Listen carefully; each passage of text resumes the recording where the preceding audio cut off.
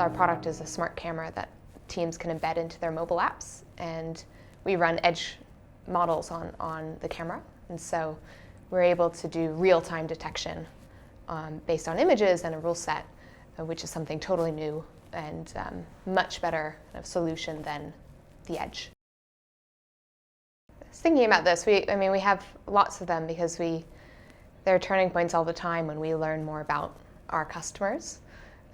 I think a significant turning point always comes from a bit of failure too. So last year we had a situation where we weren't able to close a contract with a customer, but during that process we learned a ton about what's actually going to take us closer to product market fit. And so I think going through difficulties or going through failures, coming out of it and really listening and learning about your customer was a significant turn for the company, where it's now put us in a much better position this year, where we've adapted, we found product market fit, right? But those, and that's something that constantly happens all the time in startups.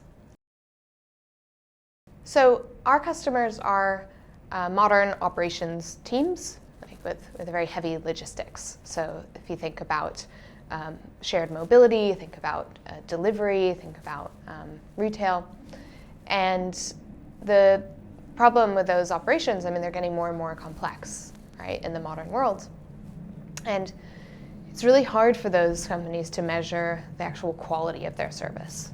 So, did you actually receive the package that you ordered on Amazon, right?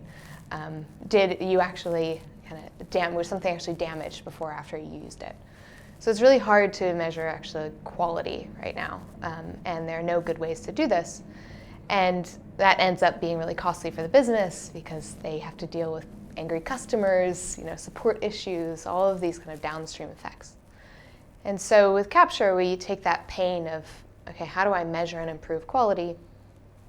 And we address it by giving them real-time data about what's going on with their operations in the real world. So this is our smart camera, which essentially acts as a live stream to see what their employees or customers are doing in the field, and then prevent any issues from happening in the first place. So it's all about, and our vision is really, we want to help every company be able to leverage this type of computer vision and visual AI in order to build better, more reliable experiences for their customers. Ascension's been a really fantastic partner. Multiple people in the team, not just the person who did the initial investment for us, from helping us prep for additional fundraises, to intros to other founders, jumping in and helping even with restaurant recommendations and reservations, right?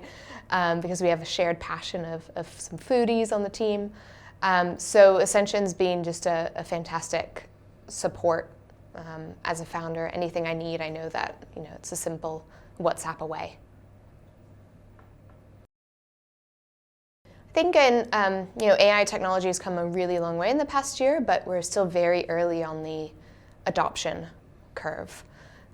So there are still significant challenges to how do you get AI really into production at a production scale and show impact for businesses.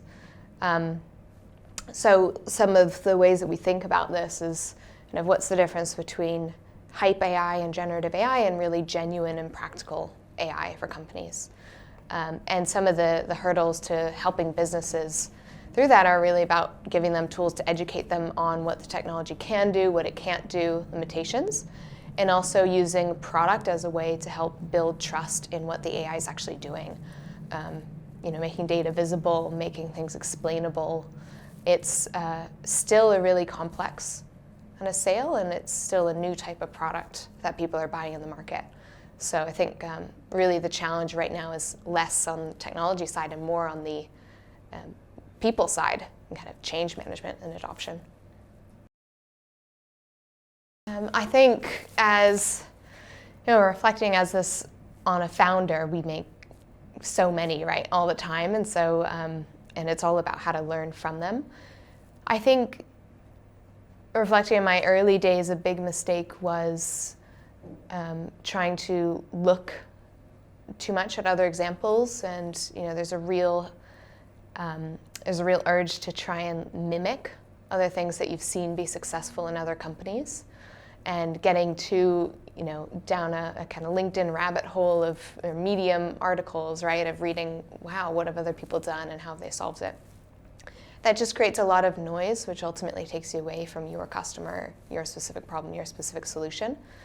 And so I'd say that's one mistake that I'm really actively working against now is how to cut out some of the noise and that urge to just replicate what others are doing versus critically looking inside at your own business. Proudest moment.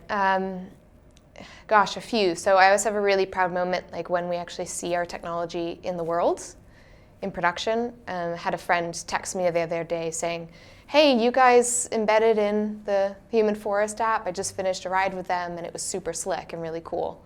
So it's really great when we hear positive feedback from users, because that's exactly what we want.